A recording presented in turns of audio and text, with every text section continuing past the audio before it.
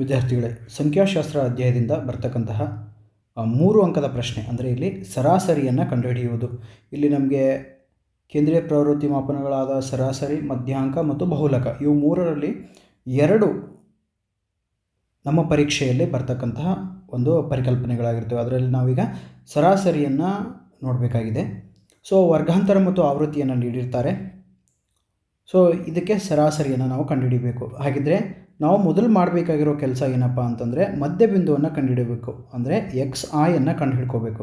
So X ಆಯನ್ನು ಹೇಗೆ ಕಂಡುಹಿಡ್ಕೋಬೇಕಪ್ಪ ಅಂತಂದರೆ ಇಲ್ಲಿ ನೋಡಿ 5 ಮತ್ತು 15 ಅಂತ ಇದೆ. ಅಂದರೆ ಇದು ಒಂದು ವರ್ಗಾಂತರ. ಈ ವರ್ಗಾಂತರದ ಮೇಲ್ಮಿತಿ ಮತ್ತು ಕೆಳಮಿತಿ ಎರಡನ್ನು ಕೂಡಿಸಿ 2ರಿಂದ ಭಾಗಿಸಬೇಕು. ಅಂದರೆ 15 ಮತ್ತು 5ಅನ್ನು ಕೂಡಿಸಿದಾಗ 20, 20ನ್ನು 2ರಿಂದ ಭಾಗಿಸಿದಾಗ ಸಾಮಾನ್ಯವಾಗಿ 10 ಬರ್ತದೆ.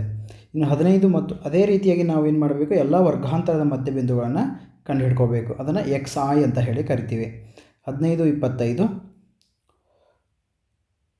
40, 40ರ ಮಧ್ಯಬಿಂದು 20, 60, 60ರ ಮಧ್ಯಬಿಂದು 30, 40 ಮತ್ತು 50. ಈ ರೀತಿಯಾಗಿ ಎಕ್ಸ್ ಆಯನ್ನು ಕಂಡುಹಿಡ್ಕೊಂಡ್ಮೇಲೆ ಈ ಆವೃತ್ತಿಯನ್ನು ನಾವು ಎಫ್ ಐ ಅಂತ ಹೇಳಿ ಕರಿತೇವೆ. ಸೊ ಈ ಆವೃತ್ತಿಯನ್ನು ಮತ್ತು ಮಧ್ಯಬಿಂದುವನ್ನು ಗುಣಿಸಬೇಕು. ಅಂದರೆ ಎಫ್ ಐ ಇಂಟು ಎಕ್ಸ್ ಐಯನ್ನು ಮಾಡಬೇಕು. 10 20, 23 60, 35 150, 7 28 ಅಂದರೆ 280, 3 15 ಅಂದರೆ 150. ಸೊ ನಮಗೆ ಈಗಾಗಲೇ ಸರಾಸರಿ ಕಂಡುಹಿಡಿಯುವ ಸೂತ್ರ ಗೊತ್ತಿದೆ. ಸರಾಸರಿ is equals to X bar is equals to sigma F I X I divided by sigma F I. ಹಾಗಿದ್ದರೆ ಇಲ್ಲಿ ಸಿಗ್ಮಾ ಅನ್ನೋದು ಸಮೇಷನ್ ಅಂತ ಹೇಳಿ, ಅಂದರೆ ಒಟ್ಟು ಮೊತ್ತ.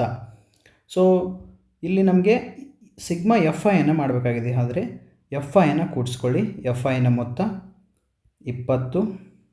ಈಗ sigma F I X I ಅಂತ ಇದೆ.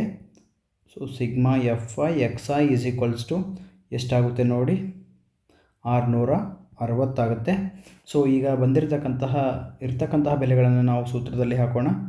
660 ಡಿವೈಡೆಡ್ ಬೈ 20. 0 0 ಕ್ಯಾನ್ಸಲ್ ಆಯಿತು. 2 1 2 33. ಸೊ ಸರಾಸರಿ ಈಸ್ ಈಕ್ವಲ್ಸ್ ಟು 33 ಆಗಿರುತ್ತೆ. ಈ ರೀತಿ ಸರಳ ವಿಧಾನದಿಂದ ನಾವು ಸರಾಸರಿಯನ್ನು ಕಂಡುಹಿಡಿಯಬಹುದಾಗಿದೆ.